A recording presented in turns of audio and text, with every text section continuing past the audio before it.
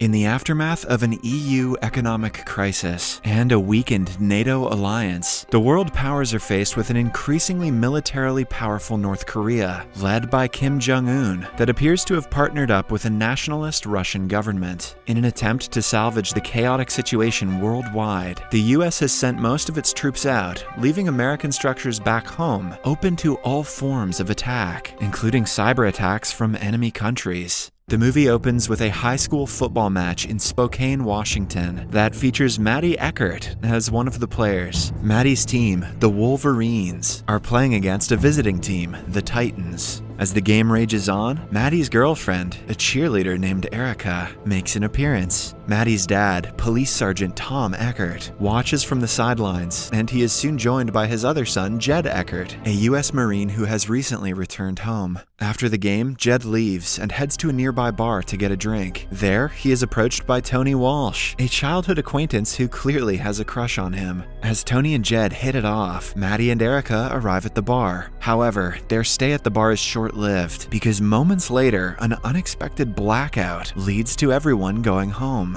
Back at home, Tom heads out to attend his night shift, leaving his two sons home alone. Before they go to bed, a conversation between the brothers reveals that their relationship is strained. The next morning, Jed and Maddie are awoken by the commotion outside. When they step out of the house, they are shocked to witness several North Korean paratroopers and transport aircrafts hovering in the sky. Instinctively, the pair get into Jed's truck and head out in search of their father. After overcoming numerous obstacles and driving through fire, they locate Tom, who instructs them to go to the family's cabin in the woods, while he stays behind to help the people. All around the father-son trio, people are being shot and taken captive by the invading North Koreans, who are under the leadership of Commander Cho. Following their father's instructions, Jed and Maddie start driving to the cabin, but first they take a detour to save Erica. On reaching Erica's house, they learn that she and her family have already been captured. As Jed and Maddie drive away, Maddie's friends Robert and Daryl emerge from a nearby house and jump into the back of the truck, as it is the only way to escape capture. Appearing to be the only ones who know what to do, Jed and Maddie soon gain a following consisting of two other cars. However, after a head-on collision with Commander Cho, who refuses to let them go without a fight, only two of the vehicles make it to the cabin. At the cabin, Jed, Maddie, Robert, and Daryl get acquainted with Pete and siblings Greg and Julie, the occupants of the second car. Later that day, they are joined by Tony and Danny, another friend of Maddie's, bringing the total number of escapees to 9.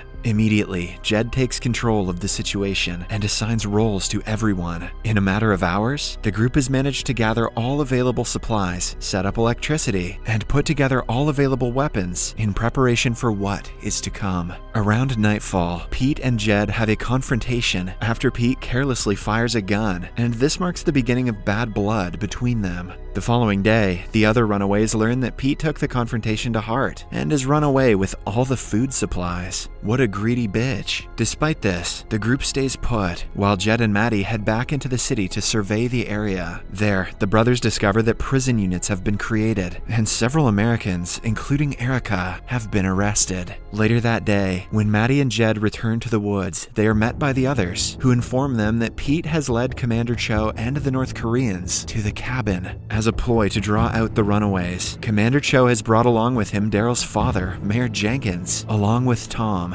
Using a megaphone, Mayor Jenkins renders a convincing speech and pleads with his son and the others to surrender, but they refuse. On the contrary, when the megaphone is given to Tom, he urges his sons and the rest of the group to keep fighting. Sadly, this heroic act earns the father of two a gunshot in the head, courtesy of Commander Cho, much to the dismay of his sons. They somehow manage to stay hidden despite being in visible agony. Fueled by rage brought about by the individual losses they have suffered, and inspired by a heartfelt speech from Jed, the teenagers make a decision. They decide to stick with Jed and fight against the people who have invaded their home. Once this unanimous decision is reached, Jed assumes the position of captain, and he begins to prepare the 7 for the task ahead through rigorous training. When the need arises, the team enlists the help of allies on the outside to gain access to food, supplies, and information. Satisfied with their training, the group sets out on their first assignment, which is to steal weapons weapons and ammunition from the North Korean soldiers. Using Tony as bait, the team is able to lure some of the invading soldiers to a secluded area where they launch a successful ambush. With the soldiers dead, the rebels grab all their weapons and bulletproof vests. With these weapons, they launch another attack on some nearby soldiers and successfully take them down. Teen American footballers taking down an advanced organized militia. Woo! This is my kind of story, baby. After this, they ransack the military vehicle the soldiers had been guarding and escape with all its contents, including explosives. After reaching their hideout, the members of the group start bonding and are getting more comfortable with fending for themselves in the wild. Through it all,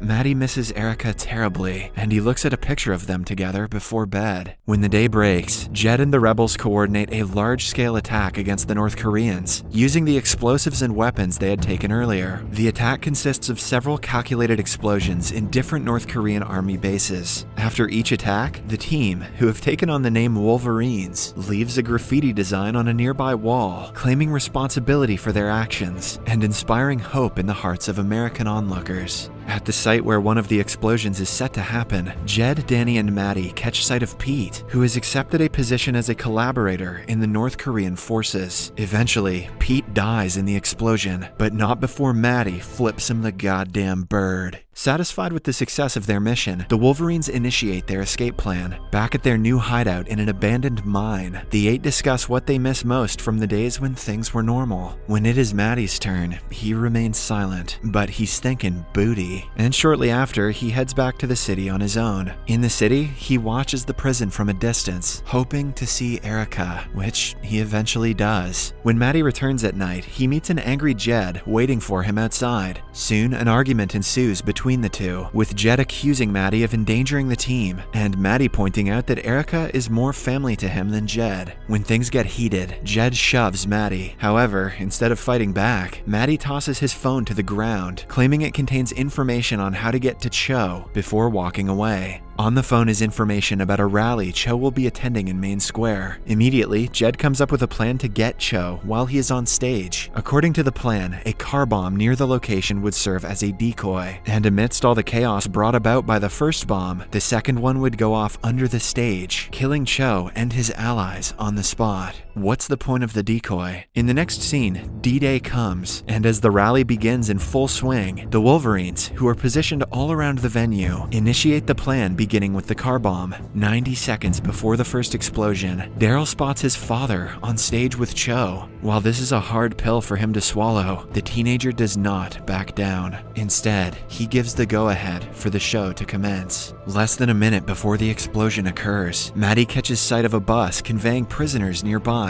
When he spots Erica inside, he completely loses focus and demands that Julie blow up the car, even though it is not time yet. Eventually, he gets his way, and after the explosion, he chases after the bus with Erica in it. While trying to get the situation back under control, Jed looks out of a window amidst all of the commotion and locks eyes with Commander Cho, who seems to have anticipated their attack. From the stage, he gives a command to his men, and immediately, Jed and the other Wolverines are under fire. While Jed and the rest of the team are attempting to escape, Maddie is on a solo mission to rescue Erica. On the bus, Maddie and Erica have an emotional reunion, but when he tries to escape with her, he realizes that she is chained to the seat. Outside, the rest of the team have escaped the building and are desperately calling out to Maddie, but he doesn't notice them. Left with no choice, Greg starts walking towards the bus, hoping to get Maddie's attention, but sadly, he never makes it, as the North Koreans gun him down. With Greg dead, the soldiers hot on their heels, and Maddie being adamant about saving Erica, the remaining 6 members of the team initiate their escape plan, leaving Maddie behind. Meanwhile, on the bus, Maddie somehow finds the keys and frees Erica from the chains. As the rest of the team escapes through a tube and drives away in a stolen vehicle, Maddie and Erica get off the bus. Unfortunately, they are immediately pursued by several officers. Luckily, they manage to escape with the help of a clothing store owner. The pair comes out of the shop looking slightly different, and the officers don't seem to recognize them anymore. Outside, Tony sees Erica and Maddie approaching and is elated to see Erica safe. As Maddie makes for the entrance, Jed emerges from inside and breaks the news of Greg's death, insinuating that Maddie's decision to go solo cost Greg his life. Later that night, Erica tells the team that the Russians have gotten involved and the invaders have compiled a list of all their allies. In response, Jed and the others declare their intentions to protect as many of their contacts as possible. The next day, the shop owner who helped Maddie and Erica is brought before some North Korean officers and is sentenced to death for helping the Wolverines. However, before the execution can take place, the Wolverines interrupt by opening fire on the officers from several vantage points. After winning the gunfight, the Wolverines celebrate by chanting their name aloud, and some members of the general public join in on the chant, signifying that the group has gained quite a following. This development is perceived as a threat by the North Korean military because the rebels appear to be gaining momentum. Because of this, Commander Cho receives orders to handle the situation immediately. Meanwhile, in the Wolverine's camp, Maddie struggles to accept what happened to Greg, so he isolates himself. When 3 days pass and he has still not come around, Jed heads out in search of him. When they come face to face, the two brothers have an emotional conversation that helps them unpack some issues from the past. That evening, Maddie returns to the mine.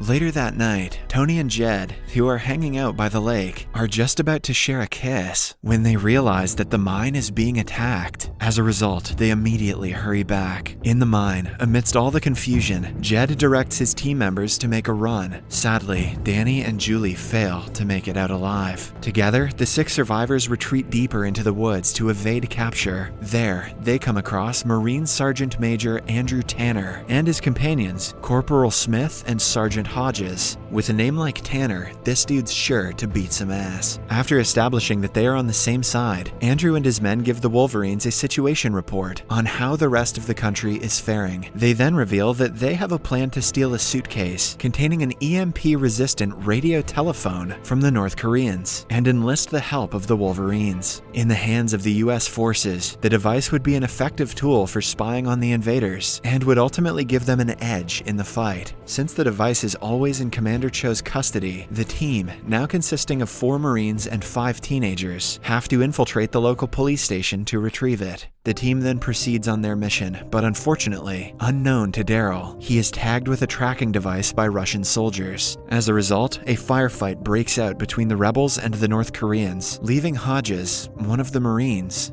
dead. After they manage to steal the box from the North Koreans, Maddie escapes with it, while Jed, who is injured, stays behind to fight Cho. In the end, Jed shoots and kills Cho with a gun he finds in his dad's former locker. Following this, with no one left to stand in their way, the group members head to a safe house to plan their next move and celebrate their small victory. In the house, Jed tells Maddie that he is proud of him, and then has an intimate conversation with Tony. Sadly, things quickly go south, as Jed is unexpectedly killed in a Russian ambush. Despite being visibly shaken by Jed's death, Maddie and the rest escape from the house and start making their way to the Marines' extraction point, where a UH-1 aircraft is waiting. On the way, Robert figures out that Daryl has been tagged with a tracker, which is how the Russians were able to locate them. Left with no other choice, the group members say an emotional farewell to Daryl and leave him behind. At the Marine extraction point, Sergeant Andrew tries to convince Maddie and the remaining Wolverines to leave with them, but they respectfully decline, choosing to stay back and fight. A brave move to be sure, but also dumb as hell. The movie ends with Maddie, who is now leading the resistance, delivering the same speech that Jed gave when it all began to a large group of newly recruited rebels. Subscribe for more videos like this, turn on notifications, and leave a like to help the channel out. Thank you for watching.